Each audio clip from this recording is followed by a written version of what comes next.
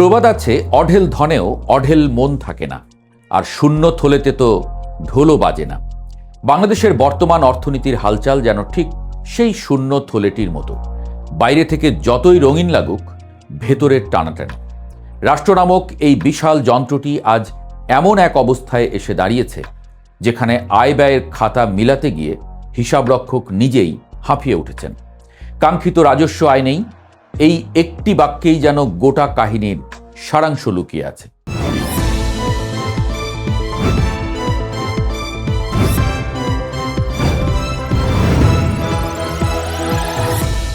রাষ্ট্রের আয় কমে গেছে, কিন্তু খরচের বহর এক চুলো কমেনি। ফলে ঘাটতির অঙ্ক দিন দিন এমনভাবে ফুলে উঠছে যেন বর্ষাকালের নদী।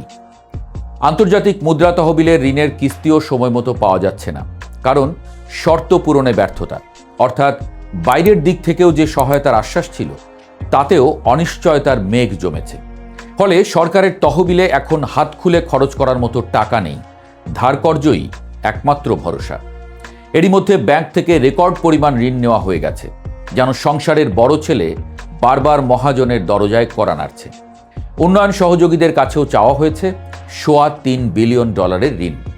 অন্যদিকে বিশ্ববাজারে জ্বালানির দাম এমনভাবে বেড়েছে যে বেশি দামে কিনে কম দামে বিক্রি করার পুরনো নীতি আর ধরে রাখা যাচ্ছে না। বাধ্য হয়ে দেশের বাজারেও জ্বালানির দাম বাড়াতে হয়েছে, যেন নিজের ঘরের ভাত কমিয়ে অতিথিকে খাওয়ানোর দিন শেষ। এদিকে সামনে আসছে নতুন অর্থবছর, আর তার জন্য পরিকল্পনা করা হয়েছে এক উচ্চাভিলাষী বাজেট। আয় নেই, তবু খরচ চলবে, এ এক অদ্ভুত বাস্তবতা। দেশি বিদেশি ঋণের সুদ কড়ায় গণ্ডায় শোধ করতে হচ্ছে। সব মিলিয়ে রাষ্ট্র যেন এখন এক মধ্যবিত্ত পরিবারের মতো, যেখানে মাসের শেষে হিসাব মেলাতে গিয়ে গৃহকর্তা চুপচাপ বসে থাকেন। জাতীয় রাজস্ব বোর্ডের তথ্য বলছে, চলতি অর্থ বছরের 8 মাসে রাজস্ব ঘাটতি দাঁড়িয়েছে 71,472 কোটি টাকা। লক্ষ্যমাত্রা ছিল 3,25,802 কোটি টাকা, কিন্তু আদায় হয়েছে মাত্র 2,54,330 কোটি টাকা, অর্থাৎ প্রায় 22% পিছিয়ে। বাকি 4 মাসে প্রায় 3 লাখ কোটি টাকা আদায়ের প্রয়োজন, কিন্তু বাস্তবতা বড় নির্মম। এখন পর্যন্ত কোনো মাসেই 40,000 কোটি টাকার বেশি রাজস্ব আদায় হয়নি, অথচ লক্ষ্য পূরণে প্রতি মাসে দরকার 75,000 কোটির বেশি। যেন পরীক্ষার আগের রাতে পুরো বই শেষ করার চেষ্টা। আয়কর, ভ্যাট ও আমদানি শুল্ক 3টি প্রধান খাতেই লক্ষ্য পূরণ হয়নি।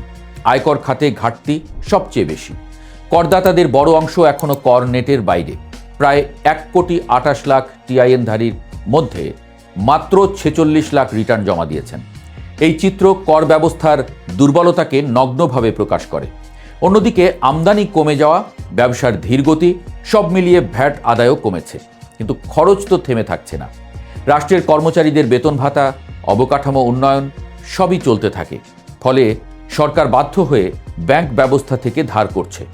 বাংলাদেশ ব্যাংকের তথ্য বলছে, অর্থবছরের প্রথম 9 মাসেই ব্যাংক থেকে সরকারের ঋণ প্রায় 1,09,000 কোটি টাকা, যা পুরো বছরের লক্ষ্যমাত্রাকেও ছাড়িয়ে গেছে।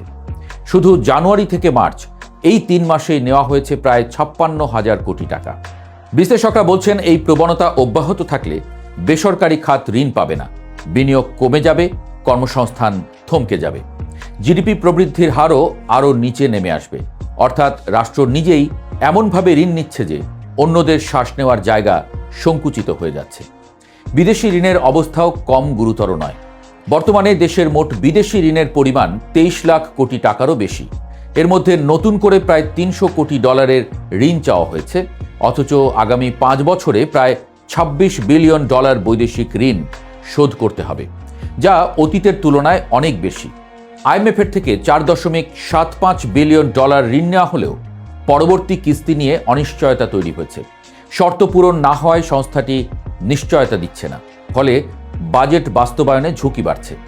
এই পরিস্থিতিতে জ্বালানির দাম বাড়ানো হয়েছে, যদিও সরকার আগে বলেছিল বাড়াবে না, কিন্তু বাস্তবতা কখনো কখনো প্রতিশ্রুতির চেয়ে শক্তিশালী। তবে এই দাম বাড়ানো যেমন সরকারকে কিছুটা স্বস্তি দিতে পারে, তেমনি মূল্যস্ফীতিকে আরও উস্কে দিতে পারে। অর্থনীতিবিদরা আশঙ্কা করছেন, এটি সরকারের জন্য নতুন মাথা ব্যথা হয়ে দাঁড়াবে। 2026-27 অর্থবছরের জন্য পরিকল্পিত বাজেটের আকার 9.25 লাখ কোটি টাকার বেশি। নির্বাচনী প্রতিশ্রুতি, সামাজিক সুরক্ষা, নতুন বেতন কাঠামো সব মিলিয়ে ব্যয় বাড়ছে, কিন্তু আয় সেই হারে বাড়ছে না। ফলে বাজেট ঘাটতি জিডিপির প্রায় 5% পৌঁছতে পারে। ব্যয়ের বড় অংশ এখন ঋণের সুদ ও ভর্তুকিতে চলে যাচ্ছে। চলতি অর্থ বছরে সুদ পরিশোধে বরাদ্দ ছিল প্রায় 1,22,000 কোটি টাকা। আগামী বছর তা আরও বাড়বে। জ্বালানি খাতে ভর্তুকিও বাড়ছে। এর সঙ্গে যুক্ত হয়েছে উন্নয়ন ব্যয়। বিশ্লেষকরা সতর্ক করছেন, এই পরিস্থিতি অব্যাহত থাকলে দেশ ঋণের ফাঁদে পড়তে পারে। রাজস্ব আয় বাড়ানো, কর ব্যবস্থার আধুনিকীকরণ, কর ফাঁকি রোধ এসব এখন সময়ের দাবি। ব্যবসায়ী মহলও উদ্বিগ্ন। অতিরিক্ত ব্যাংক ঋণ অর্থনীতিকে ক্ষতিগ্রস্ত করবে বলে তারা মনে করছেন। গবেষকরাও বলছেন, ঋণ নেওয়া প্রয়োজন হতে পারে, কিন্তু সেটি যেন ফাঁদে না পরিণত হয়। এদিকে সামষ্টিক অর্থনীতির উপরে চাপ বাড়ছে। আমদানি ব্যয় বাড়ছে, রপ্তানি আয় কমছে, রেমিটেন্স ঝুঁকিতে, ফলে চলতি হিসাবে ঘাটতি বাড়ছে। আর্থিক খাতেও সংকট, কয়েকটি ব্যাংক টিকিয়ে রাখতে তারল্য সহায়তা দিতে হচ্ছে। এখন মূল্যস্ফীতি 8%-এর উপরে। মানুষের ক্রয় ক্ষমতা কমে গেছে। নিম্ন আয়ের মানুষ সবচেয়ে বেশি ক্ষতিগ্রস্ত।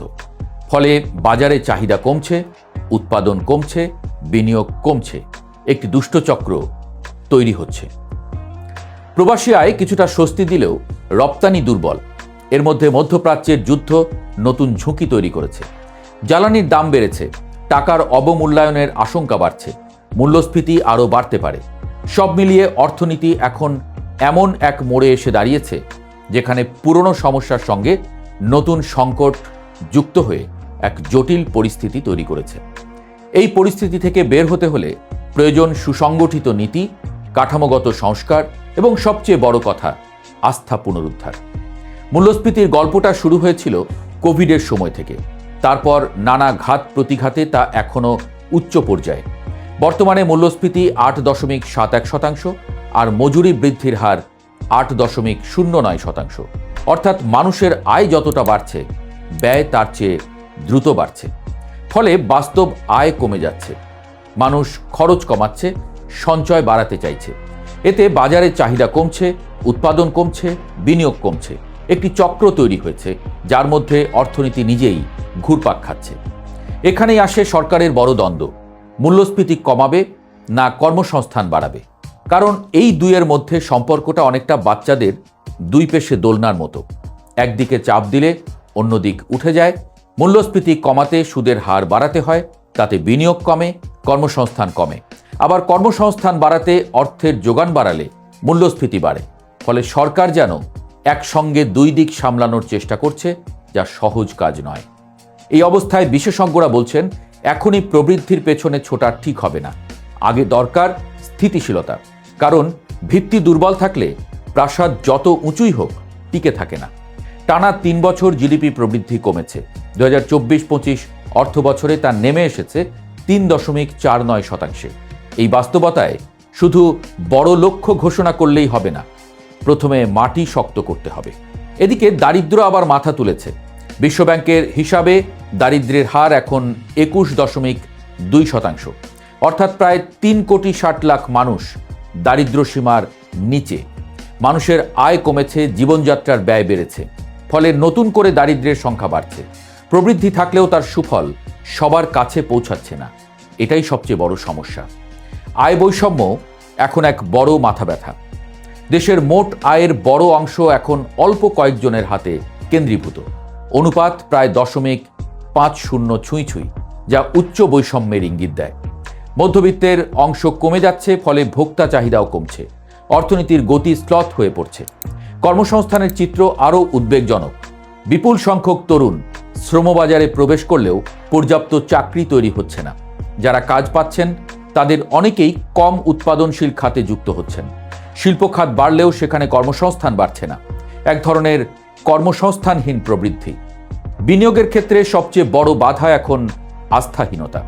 জ্বালানি সংকট, নীতিগত অনিশ্চয়তা সব মিলিয়ে উদ্যোক্তারা দ্বিধায় আছেন। ফলে নতুন বিনিয়োগ আসছে না, পুরনো বিনিয়োগও থমকে যাচ্ছে। জ্বালানি খাত এখন সবচেয়ে বড় ঝুঁকির জায়গা হয়ে উঠেছে। গ্যাস সংকটে কারখানা চালু করা যাচ্ছে না। আন্তর্জাতিক বাজারে দাম বাড়ায় সরকারকে বেশি দামে জ্বালানি কিনতে হচ্ছে। দাম বাড়ালে মূল্যস্ফীতি বাড়বে না, বাড়ালে ভর্তুকির চাপ বাড়বে। উভয় সংকট।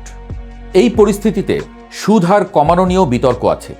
উদ্যোক্তারা কমাতে চান, কিন্তু অর্থনীতিবিদরা সতর্ক করছেন এখনই সুদ হার কমালে মূল্যস্ফীতি বাড়তে পারে। ফলে সরকারকে খুব সতর্কভাবে পা ফেলতে হবে। এর সঙ্গে যুক্ত হয়েছে নির্বাচনী প্রতিশ্রুতির চাপ। সামাজিক সুরক্ষা, ভর্তুকি, ব্যাংক উদ্ধার সব মিলিয়ে ব্যয়ের পরিমাণ বাড়ছে। কিন্তু রাজস্ব আয় কম, ফলে প্রশ্ন উঠছে এই টাকা আসবে কোথা থেকে। ব্যাংক খাতের অবস্থাও নাজুক। খেলাপি ঋণের পরিমাণ বিপদসীমা ছাড়িয়েছে। রাজনৈতিক প্রভাব, দুর্বল তদারকি সব মিলিয়ে এটি এখন অর্থনীতির সবচেয়ে দুর্বল জায়গা। সংস্কার ছাড়া এই খাতকে সুস্থ করা সম্ভব নয়। সবশেষে বলা যায়, অর্থনীতি এখন এক সন্ধিক্ষণে দাঁড়িয়ে।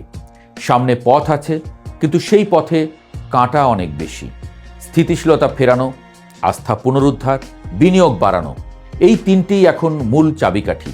আর এর জন্য প্রয়োজন সঠিক সিদ্ধান্ত, সময়োপযোগী নীতি এবং দৃঢ় রাজনৈতিক সদিচ্ছা।